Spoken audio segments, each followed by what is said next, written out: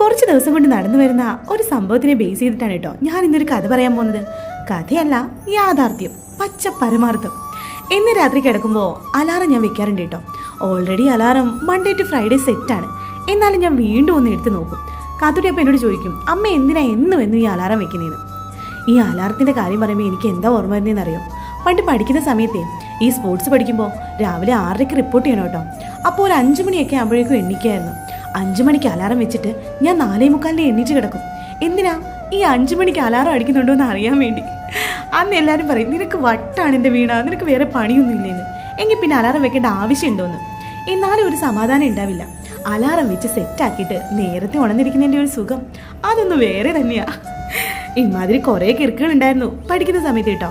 ആ പഠിക്കുന്ന സമയവും കോളേജ് കാലവും ഫ്രണ്ട്സും ഒരു പ്രാരാബ്ദവും ഇല്ലാതെ അടിച്ചു പൊളിച്ച് നടന്ന കാലം അതൊന്നും ഇനി ഒരിക്കലും തിരിച്ചു കിട്ടില്ല എന്ന് ഓർക്കുമ്പോൾ ചില സമയങ്ങളിൽ സങ്കടം